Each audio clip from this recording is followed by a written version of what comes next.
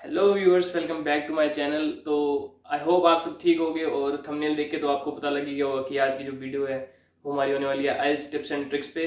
तो मैं पहले से ही सारी टिप्स एंड ट्रिक्स लिख रखी मैंने ऑर्गेनाइज्ड मैंने थोड़ी सी लैपटॉप में, थोड़ी सी इसमें नोटबुक में लिखी है मैंने, ताकि यार ऐसा ना अनऑर्गेनाइज ना हो जाए, ताकि मैं आपको बताऊँ तो सीरियल में सब कुछ चलता रहे। तो let's begin with this video.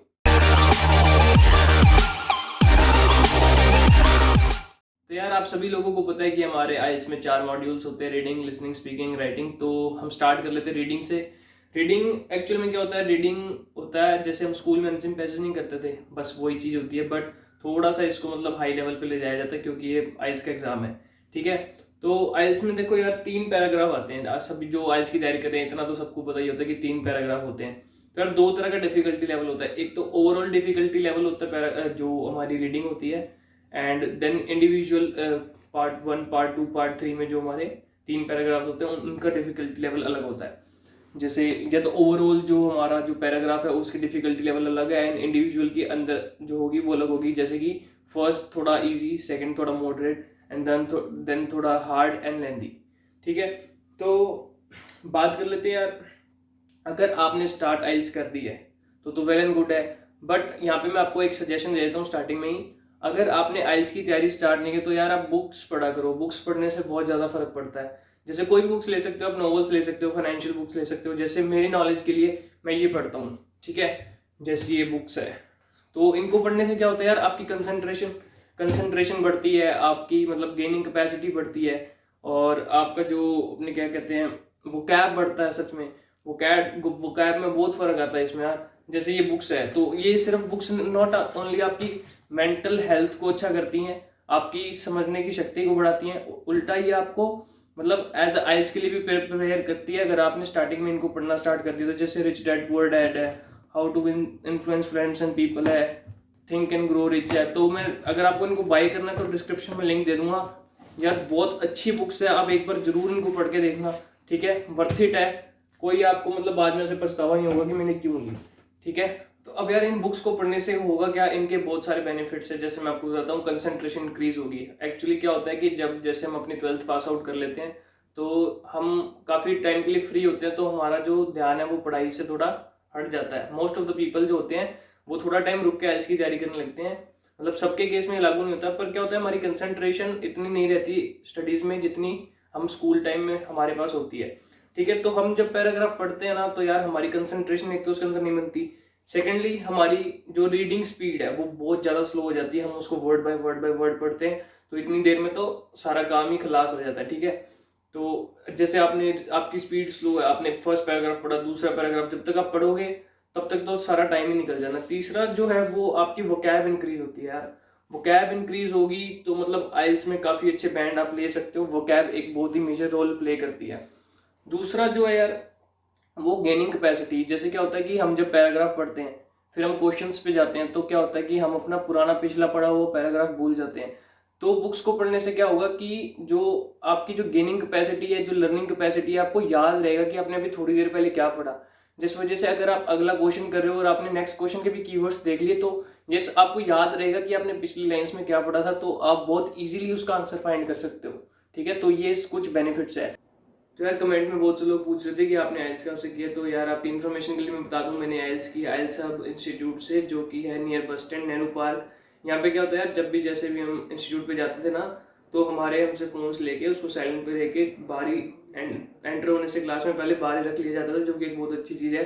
क्योंकि आप सबको भी पता है फ़ोन एक बहुत बड़ी डिस्ट्रैक्शन है, और आपकी प्रिपरेशन में वो ना चाहते हुए भी आपकी दखल डालते ही है तैयारी में। तो इसलिए वो क्या करते थे, वो पहले ही रख लेते थे फ़ोन बार। एंड एक चीज़ और अच्छी थी यार, यहाँ पे चाहे जो मर्जी हो जाए आप बिना इंटरव्यू दिए वहाँ से निकल नहीं सकते। जो फिजिकल इंटरव्यू होता है स्पीकिंग का, आपको एक एटलीस्ट 1 टाइम इंटरव्यू देना पड़ता है। कभी कभी तो दिन में 2 बार भी हो जाता था, तो जो मुझे बहुत अच्छा लगा। और साथ में स्टाफ भी काफ़ी सपोर्टिंग है एंड काफ़ी स्ट्रिक्ट माहौल रहता है, जिस वजह से बच्चे तैयारी सही से करते हैं, मजाक में नहीं लेते आइल्स को। तो यार अब हम बात कर लेते हैं आइल्स के अंदर कितने तरीके के क्वेश्चंस होते हैं। आइल्स के अंदर होते हैं मतलब 3 types of questions mainly. List of heading, fill in the blanks, true false, not given. Mainly 3 types के क्वेश्चन आते हैं। ठीक है, और यार आइल्स कोई इतनी मुश्किल चीज़ नहीं है, मतलब जब मैं प्रिपेयर कर रहा था तो मुझे भी बहुत डर लगता था, मतलब इस चीज़ को ने कितना हवा बना दिया कि आइल्स आइल्स क्लियर नहीं होती, ऐसा कुछ भी नहीं है। आप मतलब हार्ड वर्क करो, कंसिस्टेंसी रखो, हार्ड वर्क के साथ थोड़ा थोड़ा स्मार्ट वर्क रखो। जो स्मार्ट वर्क आपको यूज़ करना है वो आपको अपनी टाइम मैनेजमेंट स्किल्स में करना है, एंड बस हार्ड वर्क एंड कंसिस्टेंसी के साथ आप आराम से अपना आइल्स का एग्जाम क्लियर कर सकते हो, कोई भी दिक्कत वाली बात नहीं है। अब बात कर लेते हैं अपने, यार 3 टाइप के लोग होते हैं और एक बहुत ही मतलब नेक्स्ट लेवल केस है कि एक जो लोग होते हैं वो तो पहले पढ़ते हैं पैराग्राफ देन पढ़ते हैं क्वेश्चंस, ठीक है। दूसरे टाइप के जो लोग होते हैं वो पहले पढ़ते हैं क्वेश्चंस देन पढ़ते हैं पैराग्राफ, एंड जो तीसरे टाइप के लोग होते हैं वो then one question then one paragraph then one question one paragraph. एक यहाँ पे और मैं आपको टिप देना चाहूंगा कि यार जो पैराग्राफ की जो हेडिंग है, जो टाइटल है, उसको भी ध्यान से पढ़ना चाहिए आपको, कई बार उसमें भी हमें आंसर मिल जाता है। एंड फोर्थ, जो मैं एक्सेप्शनल केस की बात कर रहा था, कई लोग होते हैं, मेरा एक दोस्त है, वो बंदा पैराग्राफ पढ़ता ही नहीं और सीधे आंसर दे देता है, और उसका मतलब लकीली सारे आंसर सही होते हैं, वो 30 से ऊपर उसका स्कोर आता है, मतलब उसने पैराग्राफ रीड भी नहीं किया और उसने सारे आंसर बिना पैराग्राफ रीड करे, मतलब ऊपर से एक पैराग्राफ देखा मतलब कि ठीक है, और सीधा आंसर लिख दिया बिना पढ़े, और लकीली उसके सारे आंसर सही हो रहे। तो ऐसे कुछ कुछ चमत्कार धरती पे होते हैं, टेंशन लेने की जरूरत नहीं। समझ रहे हो? समझ रहे हो आप? समझ रहे हो ना? तो यार थोड़ी बहुत चीजें जो हमें ध्यान में रखनी है वो है कि एक तो हमें पैराग्राफ को स्किम करना है, उसको थोरोली नहीं गो थ्रू होना, ठीक है। कई लोग क्या करते हैं कि मतलब पैराग्राफ को समझने की कोशिश करने लग जाते हैं, हमें वो नहीं करना, ठीक है। नेक्स्ट जो है, हमें क्वेश्चंस को समझना है, उनको स्किम नहीं करना। ध्यान रखना क्या कह रहा हूं मैं, कि पैराग्राफ को स्किम करना है एंड थोरोली नहीं जाना, बट क्वेश्चंस जो है उनको हमें थोरोली रीड करना है। हमें समझना है कि क्वेश्चन एक्चुअली में पूछ क्या रहा है। हमें बस ऊपर ऊपर से क्वेश्चन नहीं पढ़ना कि ये पढ़ लिया कीवर्ड्स मैच हो गए तो ये सब, हमें सिर्फ क्वेश्चंस को बहुत ज्यादा थॉरोली पढ़ना पड़ेगा, क्योंकि कई बार पूछा क्या होता है, आंसर क्या देते हैं, तो फिर वो चीज सही नहीं है कि आप कुछ ऊट पटांग लिख के आ रहे हो, किधर उधर उधर की बातें लिख के आ रहे हो, तो उस कोई चीज का कोई मतलब नहीं बनता। थर्ड, आपको यार मैं बता दूं, keywords are the key to success, ठीक है।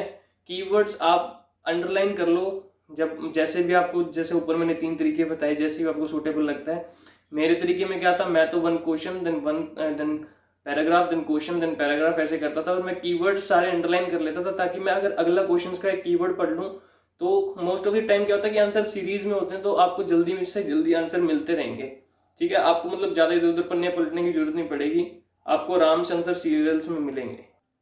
तो यार आपको ध्यान रखना है कि मतलब आप एक ही पैराग्राफ पे ज्यादा से ज्यादा टाइम ना लगाएं, ताकि आपका जो आगे का पेपर है वो ना छूटे। क्योंकि मैं आपको एक टिप दूं तो आप, टिप तो क्या वैसे मतलब यही रूल आपको हमेशा रखना चाहिए वाइल प्रैक्टिसिंग ऑल्सो, कि जब भी आप अपनी आइल्स की रीडिंग की तैयारी कर रहे हैं तो आपको फर्स्ट पैराग्राफ में 15 मिनट्स लगाने, not more than 15, not even 16 minutes, ठीक है।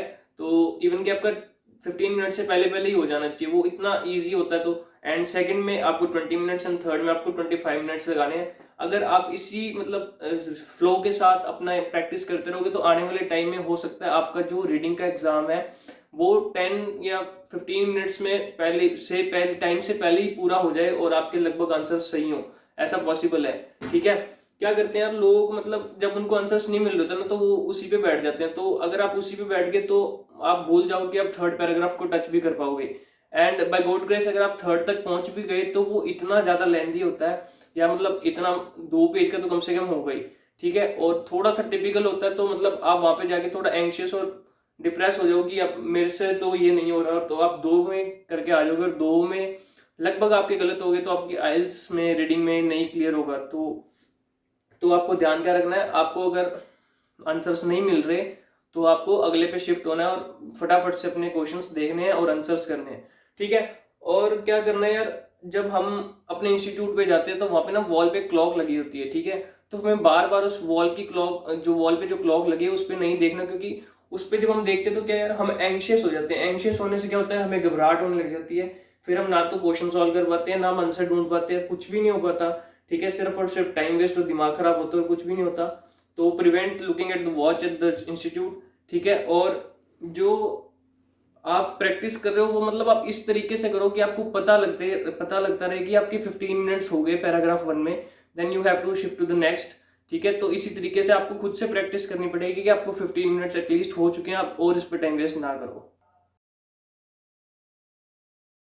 सम मिस्टेक्स टू प्रिवेंट, तो क्या होता है, हम जनरली क्या करते हैं, या तो स्पेलिंग मिस्टेक्स कर देते हैं, आंसर हमें सारे मिल जाते हैं, या तो हम स्पेलिंग मिस्टेक्स कर देते हैं, या हम सिंगुलर्स प्लूरल्स में गलती कर देते हैं। क्या होता है यार, आइल्स में अगर आपने एस का ES भी लगा दिया ना, तो भी आपके बैंड 1 पूरा कट, मतलब बैंड तो क्या, जो उसका पूरा जो मार्क्स है एक पर्टिकुलर क्वेश्चन के लिए, वो पूरा जाएगा, वो पूरा गलत होगा अगर आपने एस का ES भी कर दिया तो भी।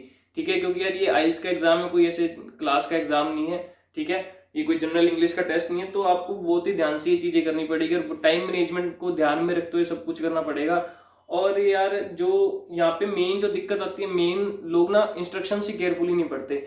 एक्चुअली लिखा क्या होता है क्वेश्चन में, give 1 word answer, 2 word answer, 3 word answer. तो मेरे साथ भी बहुत स्टार्टिंग में जब मैं इंस्टीट्यूट लगा था तो मेरे साथ होता था, मैं इंस्ट्रक्शंस पढ़ता ही नहीं था और सीधा 1 वर्ड में 2 वर्ड कर देता था, 2 वर्ड में 1 वर्ड कर देता था, जिसकी वजह से मेरे सारे आंसर्स लगभग गलत हो जाते थे।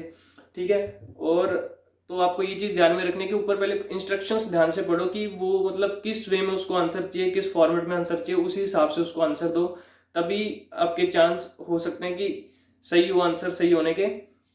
और एक चीज होती है पैराफ्रेजिंग। तो पैराफ्रेजिंग क्या चीज को मोल्ड करके देते हैं, तो आपको अपना दिमाग लगा के उसको समझना पड़ेगा कि क्या है। फॉर एग्जाम्पल कि he has camera and he shoot videos. ठीक है, तो ये दो अलग अलग बातें हैं। जरूरी इसको देखें, अपने ऐसे नहीं कह सकते अगर उसके पास कैमरा तो जरूरी तो नहीं ना वो वीडियो शूट करता होगा, या वो वीडियो शूट करता तो जरूरी उसके पास जरूरी तो नहीं है ना कि कैमरा हो, वो हो सकता है मोबाइल से भी कर सकता है। तो ऐसे रिफ्रेश करके देंगे तो वो आपको अपना दिमाग लगा के उसको सॉल्व करना है। ठीक है, बस ये था। और ट्रू फॉल्स नॉट गिवन में क्या रह जाता है यार, ट्रू में तो स्टेटमेंट पूरी सही होती है, फॉल्स में क्या उसके साथ कोई नेगेटिव एब्रिविएशन जुड़ा होगा जिसको आपको आइडेंटिफाई करना है, जिससे आपको पता लगे कि ये फॉल्स है। एंड नॉट गिवन में क्या होगा कि उसके अंदर आपको इन्फॉर्मेशन याद अधूरी दे रखी होगी, उसमें पूरी इन्फॉर्मेशन ही नहीं दी होगी। ठीक है, तो ये था बस रीडिंग का। अब बात कर लेते हैं अपने स्पीकिंग की।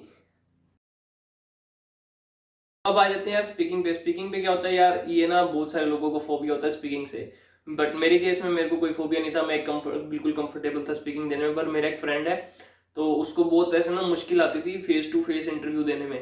तो इसके सोल्यूशन क्या है यार, एक तो ना आप अपने जो इंस्टीट्यूट है अगर जहाँ पे जाते हो मतलब तैयारी करने आइल्स की, तो टीचर को रिक्वेस्ट करो, या जो भी करना है इंसिस्ट करो, जो भी करो उनको रिक्वेस्ट करो कि कम से कम एक बार तो आपका इंटरव्यू होना ही होना चाहिए। जिससे क्या होगा, आपके अंदर का फोबिया निकलेगा, आप मतलब हैबिचुअल हो जाओगे, मतलब एग्जाम डेट आने तक कि आप एक 1-on-1 पर्सन से इंटरव्यू दे पा रहे हो। सेकंड मैंने यहाँ पे लिख रखा है, मैं आपको 1 मिनट थोड़ा सा देख लूंगा। तो यार आपको क्या करना पड़ेगा कि एक तो जब आप अपना प्रैक्टिस करते हो, तो जब 1-on-1 इंटरव्यू होता है तो आपको एक तो you have to keep calm. ठीक है, वन मेन थिंग ये है, आपको फंबल नहीं करना। मेन चीज तो ये है कि अगर आप फंबल करें तो इससे बहुत बैड एक्सप्रेशन पड़ता है सामने वाले पे। ये तो चलो आपका प्रैक्टिस टेस्ट है, अगर इन केस एग्जामिनर सामने हो एंड आप फंबल कर रहे हो एंड आप नर्वस हो गए तो इसका ना बहुत बैड इंप्रेशन पड़ता है। तो इसको प्रिवेंट करने के भी आप क्या कर सकते हो, आप मिरर के सामने खड़े होकर खुद के फेस को देख के बोल सकते हो। जिस दिन आप खुद को मिरर में देख के बोलोगे और आपको नर्वस फील नहीं होगा या आपको शाय फील नहीं होगा, उस दिन आप समझ लेना कि आपने इसके ऊपर ओवरकम कर लिया आपके फोबिया के ऊपर। तो ठीक है, डे बाय डे आप अपनी कंसिस्टेंसी से लगे रहें, हार्डवर्क करते रहें, और ये एक ना एक दिन आपका यार ये सही हो ही जाएगा। ठीक है, और इसमें मैं आपको सजेस्ट करूंगा कि यार जैसे जो पॉडकास्ट होते हैं, जैसे इंग्लिश लैंग्वेज के जो पॉडकास्ट होते हैं वो सुन सकते हैं। उसके अंदर क्या कन्वर्सेशन होती है 2 लोगों या 3 लोगों के बीच में, जो मतलब ब्रिटिश भी हो सकते हैं, ऑस्ट्रेलियन एसेंट भी हो सकती है, अमेरिकन एसेंट भी हो सकती है, कनेडियन एसेंट भी हो सकती है। ठीक है, तो वो मतलब आपको एज यूज टू हो जाओगे कि मतलब वो आपको लिसनिंग में तो हेल्प करेंगी, और स्पीकिंग में मतलब आप उनके साथ साथ डिक्टेट करोगे तो आपकी फ्लुएंसी बनने लग जाएगी इंग्लिश के अंदर, कि जैसे जैसे वो बोल रहा है आप साथ साथ बोलोगे तो आपका मतलब फ्लो चलता जाएगा इंग्लिश के अंदर, और आप डे बाय डे हैबिचुअल होते जाओगे। और आप क्या कर सकते हो यार, हमें पता है हम इंडियन घरों में रहते हैं तो यहाँ पे इंग्लिश का माहौल इतना नहीं है, तो आपको क्या करना पड़ेगा यार, आपको अपने आसपास इंग्लिश का माहौल क्रिएट करना पड़ेगा। जैसे तैसे अगर आपसे कोई हिंदी में बात कर रहा है तब भी आपको उससे धक्के से इंग्लिश में बात करनी पड़ेगी। आप जितना खुद को फोर्स करोगे इंग्लिश बोलने के लिए, उतना आप जल्दी मतलब चीज को कैच कर पाओगे। तो आपको अपने आसपास एक ऐसा एनवायरनमेंट बनाना है जिसके अंदर आप 24 घंटे इंग्लिश सुन रहे हो, बोल रहे हो, देख रहे हो, सब कुछ इंग्लिश में हो रहा है। तो मतलब आप जब इतने एनवायरनमेंट के बीच में रहोगे तो ऑटोमेटिकली आपके अंदर से इंग्लिश बाहर निकलेगी। ठीक है, और नेक्स्ट हम देख लेते हैं। हाँ, तो मेन थिंग एक ये है कि यार जैसे ना, मैं नाम नहीं लूंगा, मतलब एक है, जैसे एक जो स्पीकिंग की एक नोटबुक आती है पूरी, उसके अंदर सारे क्वेश्चंस एंड सैंपल आंसर्स दिए होते हैं। तो 90% लोग क्या करते हैं जो एग्जाम देते हैं, वो मतलब उसको क्रैम करके जाते हैं। तो ये चीज आपने नहीं करनी, क्योंकि उनको पता होता है कि एक ही बंदा जब ऐसे सेम आंसर्स बोल रहा है, उनको पता है कि ये मतलब क्रैम करके आया है। तो अपने क्रैम नहीं करना, आपको सब नेचुरल बनाना है। और जब आप वोकैब यूज करोगे तो ये ना, आप उनको ऐसे वोकैब बताओ कि मतलब अननेचुरल ना लगे, कि मतलब जैसे आप वोकैब दिखाने के लिए वोकैब बोल रहे हो, बट आपकी जो फ्लुएंसी है उसके साथ आपकी वोकैब मैच करनी चाहिए। जैसे आपकी वोकेंसी, जैसे आपकी वोकैब है बहुत हाई लेवल की, एंड आप जो आपका जो एसेंट है, जो फ्लुएंसी है, वो बिल्कुल ऐसे मॉडरेट लेवल की है, तो उससे आपको एग्जामिनर को क्लियरली पता लग जाएगा कि ये बंदा ट्राई टू बी स्मार्ट। ठीक है, तो वो आपको एट एट पॉइंट रिजेक्ट कर देगा। ठीक है, और आपका स्कोर खराब हो सकता है इससे। वन लास्ट थिंग जो आप कर सकते हो यार, कि आप अपने मोबाइल में रिकॉर्डिंग स्टार्ट कर दो as a video recording, and आप खुद को एक क्यू कार्ड दो, and with introductory questions, ending questions and cue card आप अपनी मोबाइल में वीडियो रिकॉर्ड करो। देन आप उसको गो थ्रू करो, देन आप देखो कि आपकी मिस्टेक्स कहाँ पे, आप कहाँ पे फंबल कर रहे हो, कहाँ पे आपकी आइज कॉन्टैक्ट खराब हो रहा है। Eyes contact also major role play करता है, आइज कॉन्टैक्ट भी। तो आप उसके अंदर देखो आपकी बॉडी लैंग्वेज क्या है, आप ज़्यादा हिल तो नहीं रहे, या आपकी जो टंग है वो फंबल तो नहीं कर रही, तो जो आपका ग्रामर है, जो सेंटेंस फॉर्मेशन है, वो सही है या नहीं है, गलत है। तो डे बाय डे आप खुद को जैसे जैसे इंप्रूव करोगे, वैसे वैसे आपकी स्पीकिंग अच्छी होती जाएगी। तो now let's move to the listening. तो अब हम बात करें लिसनिंग की, तो यार लिसनिंग में कुछ ज़्यादा खास टिप्स नहीं है। तो लिसनिंग में मैं आपको थोड़ा सा हिंट्स देने जाऊंगा कि मतलब लिसनिंग में लोगों के क्यों स्कोर खराब हो जाते हैं, सिर्फ और सिर्फ केयरलेसनेस की वजह से। कि जब क्या होता है, जब बिल्कुल एट द बिगनिंग जब लिसनिंग स्टार्ट होती है, तो लगभग लोग क्या करते हैं, they just sit relax and relax करते हैं वो, जब तक सेक्शन 1 मतलब रिकॉर्डिंग में सुन नहीं जाता। तो मेरा मानना क्या है यार, जैसे ही आपको शीट मिलती है, तो आप हाथों हाथ keywords, instructions, 1 word 2 word answer 3 word answer, या उसके जो कीवर्ड्स हैं उनको आप, जो डैश है उससे एक वर्ड पहले एंड उससे एक वर्ड बाद आप उसको अंडरलाइन या कुछ भी सर्कल कर लो, जिससे आपको पता लगता रहे कि मतलब ऐसे कुछ वर्ड्स है तो उसके बीच में बंदा क्या बोला था। And most of the time क्या होगा, आपका जो आंसर है वो यार या तो एक नाउन होगा या वर्ब होगा। ठीक है, तो आपको थोड़ा सा कंसंट्रेशन के साथ काम करना है, बिल्कुल स्टार्टिंग के साथ ही काम करना है। ऐसे नहीं कि जब तक उसने रिकॉर्डिंग ने सेक्शन 1 नहीं बोल दिया तो आप उस पर रिएक्ट नहीं कर रहे। तो आपको बिल्कुल स्टार्टिंग से लिसनिंग में ध्यान से काम लेना है। और सेक्शन 1 एक ऐसा सेक्शन है जिसके अंदर आपके 10 आ सकते हैं। देन थोड़ा सा काम थोड़ा सा स्पीडी एंड मुश्किल होता जाता है, बट इतना भी हार्ड नहीं है। लिसनिंग एक ऐसा मॉड्यूल है जिसके अंदर लोगों के नो बैंड भी आ जाते हैं। लिसनिंग बहुत ज़्यादा मतलब हाई स्कोरिंग मॉड्यूल है, तो कंसंट्रेशन के साथ करोगे तो आराम से हो जाएगा, कोई दिक्कत वाली बात नहीं है। Now let's move to the writing. तो यार अब आ जाते हैं राइटिंग पे। राइटिंग यार थोड़ा सा मतलब एज कम्पेयर टू बाकी मॉड्यूल्स थोड़ा सा मतलब ध्यान से करने वाला होता है। आप सभी को पता होगा यार, राइटिंग में तो दो दो टास्क होते हैं, टास्क 1 एंड टास्क 2। टास्क 1 सभी को पता है, थोड़ी एनालिटिकल नॉलेज पे लिखना होता है, जिसके अंदर line graph, bar graph and etcetera सब होता है। ठीक है, एंड जो टास्क 2 है उसके अंदर आपको टॉपिक पे लिखना होता है। तो टास्क 1 की लिमिट जो वेटेज होती है वो थोड़ी कम होती है, एंड जो टास्क 2 होता है उसकी वेटेज थोड़ी ज़्यादा होती है। तो लगभग लोग क्या प्रेफर करते हैं कि टास्क 2 में पहले करना चाहिए, पर मेरा मानना ऐसा है कि ऐसे इससे कुछ ऐसा ज़्यादा खास फर्क पड़ता नहीं, क्योंकि मैं तो हमेशा टास्क 1 पहले करता था देन टास्क 2 में। क्योंकि टास्क 1 आप पहले खत्म कर लेते हो ना, तो आपको ऐसे मतलब ऐसे रिलैक्स फील होने लग जाता है कि मतलब आप मतलब 20 या 30% तो आपने खत्म कर ही दिया, बस आपको लास्ट का जैसे तैसे मतलब पूरी शिद्दत के साथ पूरा करना है। ठीक है, तो अब मैं आपको बता देता हूँ कि राइटिंग में आपको ध्यान क्या करना है। राइटिंग में सबसे पहली बात तो यार, आपको जो पूछा है ना वही बताना है, फालतू की कहानियां नहीं करनी। ये इंडिया वाला एग्जाम नहीं है जो मतलब आप पेज भरी चल रहे हो भरी चल रहे हो। पेज भरने से मतलब नहीं है, they prefer quality over quantity. ठीक है, आपने जो क्वालिटी का लिखा है विद इन लिमिट लिखना है। 10-20 वर्ड्स एक्स्ट्रा हो जाते हैं, कोई दिक्कत बात नहीं है, बट आपको 20 वर्ड से ज़्यादा एक्सीड नहीं करना। अगर आपको एक ही शीट मिली तो एक शीट में ही पूरा करो। मैंने क्या देखा, जब मैं एग्जाम देने गया तो लोग 2-2 3-3 शीट ले रहे हैं, कोई मतलब नहीं है उस चीज़ का, कोई भी 1% मतलब नहीं है। अगर आपने सही नहीं लिखा, फिर आप भले जितने मर्जी पन्ने भर दो, उस चीज़ का कोई फर्क नहीं पड़ता। और जो आपने 120 वर्ड्स में लिखा है वो मैटर करता है, बजाय कि आपने जो जो आपने उसके डबल पेज में लिखा है जो कोई काम का नहीं है। ठीक है, और क्या जो आपका जो फर्स्ट पैरा जो टास्क 1 है उसको आपको 3 टास्क में पूरा करना है, वो तो आपको पता ही है फॉर्मेट लिखने वाला कैसे होगा, करेक्ट फॉर्मेट यूज़ करना है यार, ठीक है। इधर उधर से कोई टेम्पलेट चेक के कॉपी मत करना। टेम्पलेट से कभी कभार क्या होता है, एग्जामिनर जो चेक करने वाला था उसके वो सामने से पता नहीं हमें कैसा होगा, तो मार्क्स वो काट लेता है, बहुतों के साथ होता है, ठीक है। तो करेक्ट फॉर्मेट यूज़ करना, ठीक है। टास्क 2 के अंदर क्या होगा, टास्क 2 के अंदर आपको 4 पैराग्राफ में उसको कंप्लीट करना है। 4 से एक्सीड मत करना वैसे तो, और 4 से कम या 3 या 4 के बीच बीच में ख़त्म कर देना उसको। पहला पैराग्राफ इंट्रोडक्टरी, ठीक है, देन जो उसमें डिस्कस किया गया है, देन सोल्यूशन, देन उसके जो आपको आपके जो प्रॉब्लम, देन सोल्यूशन लिखना है आपको कि आपको क्या लगता है, ठीक है। तो उसके अंदर अब 4 टाइप्स होते हैं, जैसे agree, disagree, partially agree, partially disagree. तो वो आपको अपने हिसाब से देखना होगा टॉपिक एज अ सोसाइटी में मतलब क्या मैसेज दे रहा है, तो आपको उसके हिसाब से लिखना पड़ेगा। हमें वो नहीं लिखना कि हम क्या उसको दिखाना चाहते हैं, हमें एक्चुअल में वो लिखना है कि वो हमसे क्या लिखवाना चाहता है। समझ रहे हो मेरी बात? हमें वो लिखना है कि वो हमसे क्या लिखवाना चाहता है, हमें वो नहीं लिखना कि हमें क्या लिखना है, ठीक है। हम तो अपनी मर्जी से कुछ भी लिख देंगे, पर उसके लिए वो जब मैटर ही नहीं करता तो फिर सब सारी बात ही खत्म होगी ना। तो इस चीज़ का ध्यान रखें और मेक श्योर करें कि आप पेंसिल से सारा एग्जाम करें, क्योंकि एक बार पेन से आप करोगे फिर कटिंग करोगे तो पेन तो कटिंग हो जाएगा। तो ऑलवेज यूज पेंसिल। तो वैसे तो आप घर से पेंसिल लेके जाए तो बेटर रहेगा, बट वहाँ पे भी आपको प्रोवाइड होती है, और आपका मन करे तो आप वहीं पे छोड़ सकते हैं, वरना घर पे लेके आ सकते हैं।